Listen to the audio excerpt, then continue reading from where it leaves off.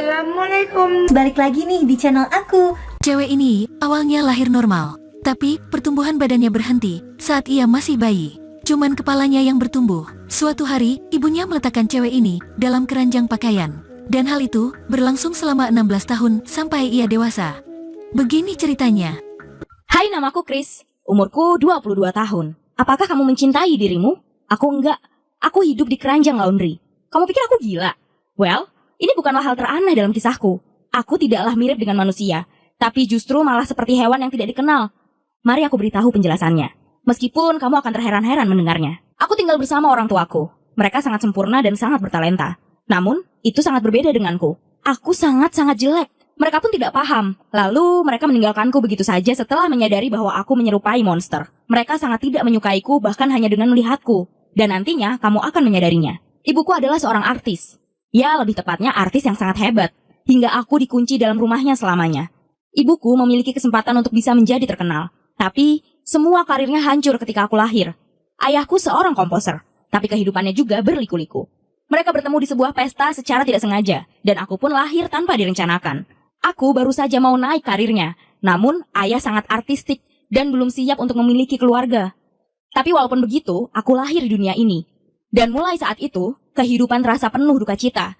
Saat aku berusia 6 bulan, sesuatu yang aneh terjadi dalam tubuhku. Ketika orang tuaku sedang bekerja, aku akan berteriak sangat keras, sangat aktif di malam hari. Kulitku membiru. Ibuku juga melihat tubuhku tertekuk. Aku juga merasa ketakutan. Aku tidak bisa membayangkan mimpi buruk apa yang aku lalui saat itu. Kemudian, dokter memberi diagnosis yang sangat menyeramkan. Tubuhku berhenti bertumbuh. Tulangku menjadi bengkok. Jari kaki bahkan sampai tangan, dan aku berhenti meninggi. Hanyalah kepalaku yang secara fisik akan berkembang. Itu akan terjadi normal karena otakku berjalan lancar. Kamu pasti nggak paham apa arti ini semua. Aku nggak mau menghabiskan waktu untuk menjelaskan. Tapi ya, baiklah. Lebih baik kamu melihat ini untuk sekali saja. Ya, inilah aku di usiaku yang ke-22 tahun. Rumahku adalah keranjang laundry. Aku akan menjelaskan kepadamu sedikit tentang ini. Tapi, untuk sekarang, mari kembali ke orang tuaku. Ibu dan ayahku tentu kaget mendengar ini. Mereka mencoba untuk mengobatiku, karena tidak mempercayai bahwa aku bisa terus tumbuh. Bahkan, sudah puluhan dokter tapi situasi ini tidak berubah. Mereka semua angkat tangan. Bahkan, tubuhku sudah disuntik dari atas sampai bawah. Bahkan, mereka sudah mencoba berbagai macam cara tapi nggak bisa membuatku kembali normal. Aku pun benar-benar serupa seperti monster. Ibu dan ayahku juga sering mengambil fotoku untuk mengamati semua perubahan kecil yang terjadi pada tubuhku. Mereka tidak pernah berhenti untuk mengirimkannya kepada dokter. Ibu harus berhenti bekerja untuk mengurusku sepanjang waktu. Lalu, sebuah keajaiban terjadi. Tangan kananku pun mulai bisa untuk tumbuh dan berkembang sedikit demi sedikit di lengan pergelangan tangan. Tapi ini hanyalah satu kesempatan. Sedangkan yang lainnya tidaklah berkembang. Usiaku pun terus bertambah. Namun, aku layaknya manusia dalam tubuh siput di dalam rumah orang tuaku. Bahkan, mereka pun tidak pernah memiliki rencana untuk memilikiku. Aku ditinggalkan. Tapi mungkin aku memang ditakdirkan untuk mengubah kehidupan mereka. Teman-teman mereka memiliki anak yang normal. Mereka berlarian, bermain ke sana kemari, sedangkan aku hanya bisa terbaring di lengan ibuku. Aku tidak bisa mendapatkan kesempatan itu. Itu sangat menyedihkan. Aku juga selalu tidak mendapatkan semangat. Bahkan semua orang selalu menghinaku. Aku sangat yakin bahwa semua orang menganggapku jelek, meski mereka hanya membatin. Dengan tetap berada dalam kondisi buruk seperti ini, aku mendapatkan sesuatu yang penting. Dari tahun ke tahun, harapanku untuk bisa berubah kini menghilang. Aku benar-benar berhenti tumbuh kecuali hanya kepalaku yang tumbuh normal. Dan tubuhku, semuanya terus menjadi buruk. Bahkan, ketika aku berusia 6 tahun, aku tidak lagi bisa tidur berbaring di kasur. Semuanya terasa sangat sakit. Orang tuaku mencarikan tempat yang tepat buatku. Tapi tidak ada satupun yang bisa membantu. Ibu pun mencari cara dengan mengambil keranjang laundry lalu menumpuk di dalam sana. Dan akhirnya aku merasa baikan. Hingga sekarang apapun yang telah kita lakukan dan menggunakan keranjang laundry adalah opsi terbaik. Aku sudah tinggal di keranjang ini selama 16 tahun. Menyeramkan bukan? Tubuhku juga memberikan tangan kanan yang berfungsi. Meskipun ini terlihat kecil, tapi ini berkembang sempurna. Bahkan, aku juga bisa mengetik di laptop. Bahkan, aku bisa menjelaskan sebuah program atau menggunakan video. Dan suatu ketika aku pernah mengunjungi situs perjodohan. Sekarang, aku sangat menyesal telah berkunjung ke laman itu. Aku sangat baik dalam percakapan. Apa itu? Apapun itu, jujur ya, aku sangat gak mau ketemu sama orang. Itu semua terjadi ketika aku memotret wajahku. Untuk lebih terlihat bagus, aku meminta ibuku memotretku. Aku sangat suka wajahku, tanpa tubuhku. Aku terlihat sangat imut. Aku mulai mencari dengan siapa aku berjodoh. Aku mulai mencari dengan siapa aku cocok.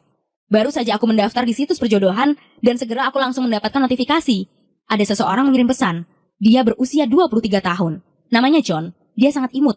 Awalnya, aku merasa takut pada pesan ini. Tapi kemudian, aku berusaha untuk memberanikan diriku. Tapi aku tidak pernah mengira akan kejutan yang menungguku. Kita saling mengirim pesan satu sama lain. Dia bekerja di rumah, mengelola sebuah akun website, juga sangat menyukai musik dan film klasik. Kita bisa menghabiskan waktu berjam-jam untuk saling chatting. Dan aku mengirimkannya pesan suara karena tanganku tidak bisa mengetik dengan cepat. Dan dia bilang, aku sungguh memiliki suara yang bagus. Karena ini aku sangat senang. Tapi kemudian itu terjadi. Aku tidak memberitahu orang tuaku. Mereka bisa mengira bahwa aku sudah gila. Aku sangat senang dan bahagia. Tapi kemudian John membuat diskusi yang cukup serius padaku. Dan dia memintaku untuk mengobrol via video call. Bayangkan, aku yakin bahwa dia sedang mengharapkan sesuatu. Dia pasti menduga sesuatu. Dia juga mengecek bahwa apakah aku itu normal atau tidak. Dan beberapa menit setelah itu pun terjadi. Tidak ada yang peduli tentang hatiku. Hal yang paling penting adalah tubuh yang indah. Aku berhenti berkomunikasi dengan John dan memutuskan untuk tidak akan pernah mengobrol lagi. Dan kejadian dahsyat lainnya terjadi pada hidupku. Aku sebelumnya sudah bilang bahwa ibuku telah membuang semua karirnya hanya untuk mengurusku. Tapi karena aku membutuhkan uang untuk pengobatan, maka dia bekerja. Ayahku pun tidak cukup bisa membiayai hidupku. Dia juga jarang pulang. Dan sejujurnya, aku hampir tidak pernah melihat ayahku. Dan ibuku pun mulai membuka kelas klasik di rumah. Tidak ada murid yang boleh melihatku. Dan diam-diam aku menyimak semua materi pelajaran yang diberikan. Dia adalah guru yang sempurna. Dan dia sangat bertalenta. Bagaimana bisa aku merusak kehidupannya? Di saat aku sendirian, aku selalu bernyanyi di keranjang laundryku bersamaan ketika les musik dimulai. Ini adalah hobi favoritku. Seperti yang kamu sudah ketahui, aku tidak memiliki teman terutama setelah aku berpisah dengan John. Aku juga sering menonton channel kisah-kisah seperti ini. Aku bahkan sering hampir menangis. Rasanya sungguh tidak ada orang yang mau menerimaku. Mereka pasti lebih memilih orang dengan fisik sempurna. Tubuhku adalah kutukan bagiku dan bagi orang tuaku. Aku bahkan pernah berpikir untuk melakukan hal terburuk yang membuat hidupku berputar-putar 360 derajat. Ketika ibuku sedang memberikan materi pelajaran, muridnya lari ke ruanganku, ke kamar mandi. Dia sama sekali nggak tahu tentang aku dan dia pun baru 10 tahun. Dia pun datang mendekatiku dan melihatku sangat antusias. Dia menyibak kain yang menutupi tubuhku dan kemudian berteriak. Ibuku datang ke ruanganku tapi itu sudah terlambat. Anak itu sungguh ketakutan dan menceritakan kepada orang tuanya tentang aku. Ibu memiliki masalah karena ini. Tentu semua orang merasa simpati terhadap ibuku. Tapi tidak ada lagi orang yang mau mengkursuskan anaknya pada ibuku. Sungguh memalukan. Ibuku mulai kehilangan satu demi satu muridnya. Sesuatu hal yang berbeda terjadi pada ibu. Pernah di suatu sore, setelah aku bertanya sesuatu, ibu mulai bermain lagu favoritku dengan piano dan dia mulai menyanyikan lagu. Aku juga ikutan bernyanyi. Ini adalah pertama kalinya dalam hidupku aku bernyanyi dengan orang-orang yang sedang tampil. Ibuku terkagum. Aku bernyanyi dengan sangat baik. Dia pun mendengarkan suaraku. Kursus yang selama ini aku ikuti membuahkan hasil. Ibu bilang padaku kalau aku adalah murid terbaik yang pernah dia miliki. Dia bilang, aku harus menunjukkan gerakan ini pada dunia. Dan aku harus menjadi diriku dan jangan bersembunyi dari pandangan yang lain. Setelah mendengar ibuku bilang seperti itu, aku langsung mengumpulkan keberanian untuk memberitahu John yang sebenarnya. Sebetulnya aku sangat merindukan John dan sangat ingin menjadi temannya. Tapi reaksi John mengejutkanku. Ternyata, John juga adalah seorang disabilitas. Dia hidup di atas kursi roda. Tubuhnya juga tidak berkembang dengan baik. Itulah kenapa dia tidak pernah meminta aku untuk saling video call. Dia pun meminta untuk video call, untuk mengetahui bagaimana reaksiku melihatnya. Dia memberiku kekuatan. Mungkin ini saatnya aku harus terbuka pada dunia. Ibu bilang semuanya terjadi sangat baik. Meskipun aku tidak akan pernah melupakan teriakan anak itu, aku adalah orang aneh. Adakah orang yang masih mau menyukaiku?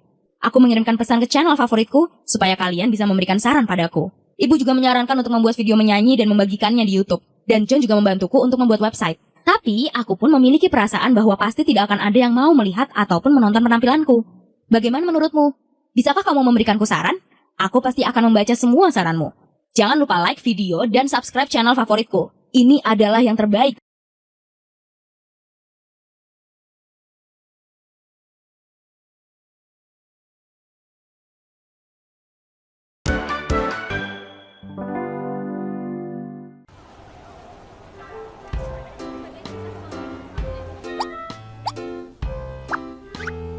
Mau nonton apa kita?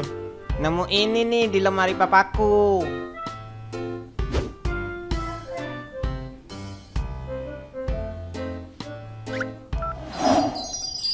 Joker, kamu dulu nggak sejahat ini. Orang jahat terlahir dari orang baik yang tersakiti. Kamu selalu bersama Robin.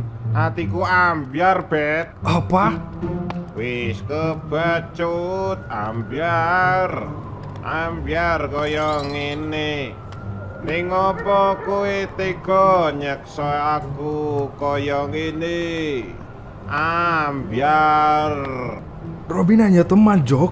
Gak sepertimu.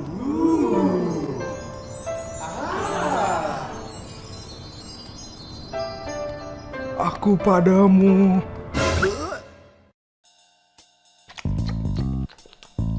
Pantes tulisannya Batman film. Kalau disingkat kan... Yo, ternyata papamu